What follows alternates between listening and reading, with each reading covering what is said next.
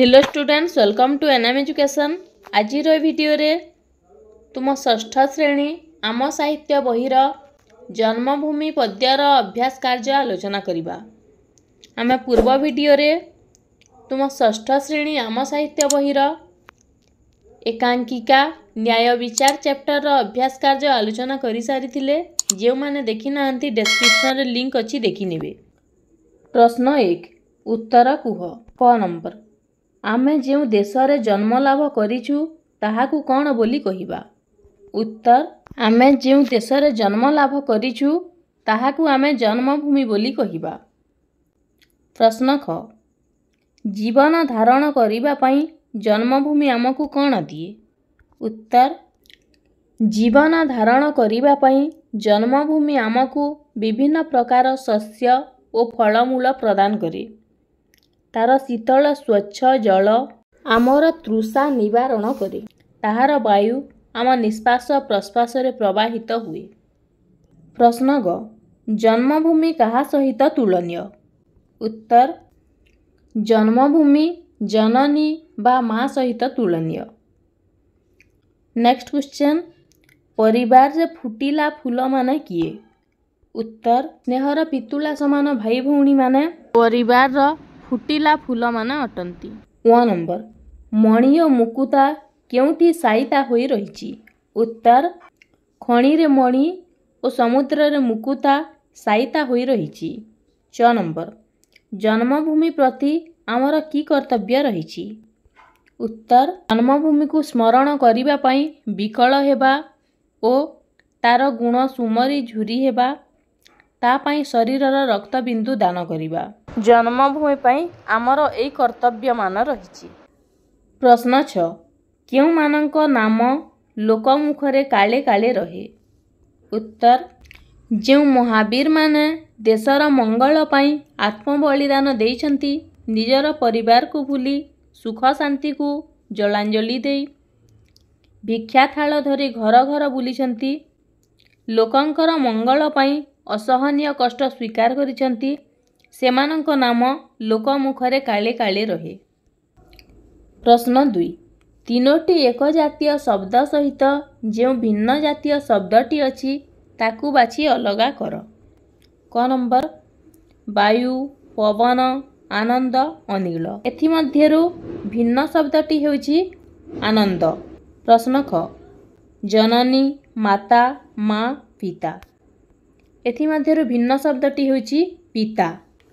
ग नंबर रवि कवि सूर्य तपन।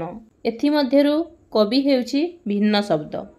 Next question विहग नक्षत्र विहंगम पक्षी। एथि मध्यरु भिन्न शब्दटी हेउछि नक्षत्र। 1 नंबर बण जंगल पर्वत कानन। एथि मध्यरु भिन्न शब्दटी हेउछि पर्वत। प्रश्न 3 मन पकाई कवितांश को पूरण कर। क नंबर जार फल शस्य करे डैश धारण। एटा हबो जार फल शस्य करे जीवन धारण। ख नंबर जे देशे अछंती मोर प्रिय डैश। एटा हबो जे देशे अछंती मोर प्रिय परिवार। ग नंबर स्नेहर पितुला डैश सकले। एटा हबो स्नेहर पितुला भाई भौणी सकले। नेक्स्ट क्वेश्चन असंख्य नक्षत्र शोभे सुनील आकाशे। 1 नंबर जे देशे कानना शोभे डैश। एटा हबो जे देशे कानना शोभे केते तोरा फूल। प्रश्न 4 सरल भावरे अर्थ बुझाई लेख। प्रश्न क सेही मोर जन्मभूमि जननी समान धरा तले काहीं अछि ता समान स्थान। एहार आमे सरलार्थ लेखिबा। सेही मोर ... स्थान। उक्त पद्यांशटी कवि पद्मचरण पट्टनायकଙ୍କ रचित जन्मभूमि कवितारू आनीत। एठारे कवि जन्मभूमिर परिचय प्रदान करिबा सहित से किपरि अतुलनीय ताहा वर्णना करिसंती। कवि कवितार आरंभरे कहिसंती जे जेउ देशरे मु जन्मग्रहण करिछि, जहार पवन मोर निश्वास प्रश्वास रे प्रवाहित हेउछि, एपरिकि जेउ देशर रवि किरण प्रदान करुछंती उत्ताप देउछंती, सेही देश हेउछि मोर प्रिय जन्मभूमि। ସେହିପରି ଯାହାର ସୁଶୀତଳ ଜଳ ମୋର ତୃଷା ନିବାରଣ କରୁଛି, ଯାହାର ଫଳ ଓ ଶସ୍ୟ ଖାଇ ମୁଁ ଜୀବନ ଧାରଣ କରୁଛି, ଯାହା ଦେହରେ ମୁଁ ଚଲାବୁଲା ଓ ଖେଳାଖେଳି କରୁଛି, ସେହି ଦେଶ ମୋର ଜନନୀ ପରି। ସେ ମୋର ପ୍ରିୟ ଜନ୍ମଭୂମି ଅଟେ। ଏ ସଂସାରରେ ତାହା ସହିତ ସମାନ ହେବା ପରି ସମାନ ସ୍ଥାନ ଏ ପୃଥିବୀରେ ଆଉ କେଉଁଠି ନାହିଁ। ପ୍ରଶ୍ନ କ ତାହା ଲାଗି ଶରୀରର ରକ୍ତବିନ୍ଦୁ ଦାନ, ଯେ ନ କରେ କୃତଘ୍ନ ସେ ପଶୁର ସମାନ। ଏହାର ମଧ୍ୟ ସରଳ ଅର୍ଥ ଲେଖିବା। ତାହା ଲାଗି ... ସମାନ। ଉକ୍ତ ପଦ୍ୟାଂଶଟି କବି ପଦ୍ମଚରଣ ପଟ୍ଟନାୟକଙ୍କ ରଚିତ ଜନ୍ମଭୂମି କବିତାରୁ ଆନୀତ। ଜନନୀ ସମାନ ଜନ୍ମଭୂମି ପାଇଁ ସେ ତ୍ୟାଗ ନ କଲେ ସେ କିପରି କୃତଘ୍ନ ପଶୁ ସହ ସମାନ, ତାହା ଏଠାରେ ବର୍ଣ୍ଣନା କରାଯାଇଛି। ପ୍ରତ୍ୟେକ ମନୁଷ୍ୟ ଜନ୍ମଭୂମିର ଅନ୍ନ ଜଳ ଖାଇ ଜୀବନ ଧାରଣ କରନ୍ତି, ସେହି ଜନ୍ମଭୂମି ମା ସମାନ। ତାର ଗୌରବରେ ମନୁଷ୍ୟର ସୁଖ ସୌଭାଗ୍ୟର ଉଦୟ ହୋଇଥାଏ। ଜନ୍ମଭୂମିର ପତନରେ ସେମାନଙ୍କର ପତନର ଦ୍ୱାର ଖୋଲିଯାଏ। ମନୁଷ୍ୟ ଜୀବନରେ ଜନ୍ମଭୂମିର ଦାନ ଅତୁଳନୀୟ ଅଟେ। ଆମେ ଜନ୍ମମାଟିଠାରୁ ବିଭିନ୍ନ ଭାବେ ଉପକୃତ ହେଉଥାଉ। ଉପକୃତ ହୋଇଥିବା ପ୍ରତ୍ୟେକ ବ୍ୟକ୍ତି ନିଜ ଶରୀରର ରକ୍ତବିନ୍ଦୁ ମାଟି ମା ପାଇଁ ଯଦି ଦାନ ନ କରେ, ତେବେ ସେ ପଶୁତୁଲ୍ୟ ବିବେଚିତ ହୋଇଥାଏ। ସେ କୃତଘ୍ନ।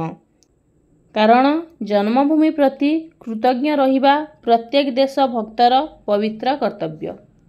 ପ୍ରଶ୍ନ ଗ ମୁଣ୍ଡଝାଳ ଗୋଡ଼େ ମାରି ସ୍ୱଦେଶ ମଙ୍ଗଳେ, ଲେଖି ଯାଇଛନ୍ତି ନାମ ଅକ୍ଷୟ ଅକ୍ଷରେ। ଏହାର ମଧ୍ୟ ସରଳ ଅର୍ଥ ଲେଖିବା। ମୁଣ୍ଡଝାଳ ... ଅକ୍ଷରେ।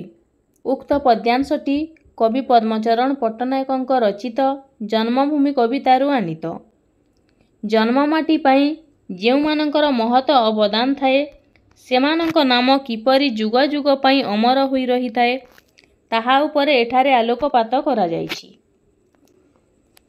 ଇତିହାସ ଆମ ଜାତିର ଦର୍ପଣ ପରି। ସେଥିରୁ ଆମେ ଜାଣୁ ଯେ ଅନେକ ବୀରପୁରୁଷ ମାତୃଭୂମିର ମଙ୍ଗଳ ପାଇଁ ଆପଣାର ପରିବାରକୁ ବଳି ଦେବାକୁ ପଛାଇ ନାହାନ୍ତି। ନିଜର ସୁଖ ଶାନ୍ତି ପରିବେଶ ପରି ପରିବାରକୁ ଛାଡ଼ି ସେମାନେ ଦ୍ୱାରେ ଦ୍ୱାରେ ବୁଲିଥାନ୍ତି। ସେମାନେ ମୁଣ୍ଡଝାଳ ପାଦରେ ମାରି ମା ଓ ମାତୃଭୂମିର ମଙ୍ଗଳ ପାଇଁ ବହୁ କଷ୍ଟ ସ୍ୱୀକାର କରିଛନ୍ତି। ସେମାନଙ୍କ ତ୍ୟାଗ ଆମ ପାଖରେ ସର୍ବଦା ଆଦର୍ଶ ହୋଇ ରହିଛି। ନିଜର ମହତ୍ କର୍ମ ପାଇଁ ସେମାନେ ଆପଣାର ନାମକୁ ଅକ୍ଷୟ ଅକ୍ଷରେ ଲେଖି ଯାଇଛନ୍ତି।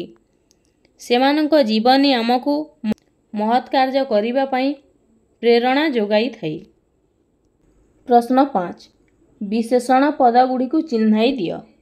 ଏଥିମଧ୍ୟରୁ ବିଶେଷଣ ପଦଗୁଡ଼ିକ ହେଲା ସ୍ୱଚ୍ଛ, ପ୍ରିୟ, ଦୟାମୟ, ଫୁଟିଲା, ସୁନୀଳ, ନବ, ତୋରା।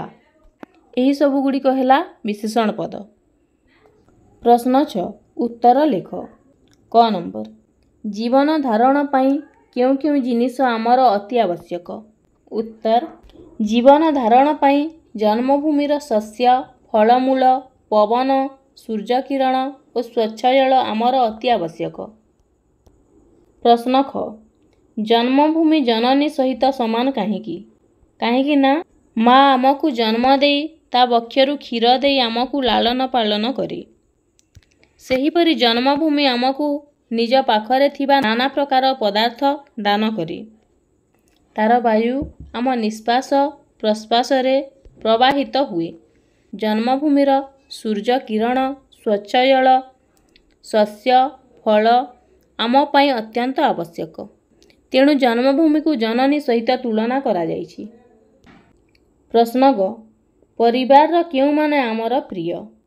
ଉତ୍ତର ପରିବାରରେ ଦୟାମୟ ପିତା ଓ ମାତା ଏବଂ ଭାଇ ଭଉଣୀ ଆଦି ପରିବାରର ସମସ୍ତ ସଦସ୍ୟ ଆମର ପ୍ରିୟ ଅଟନ୍ତି।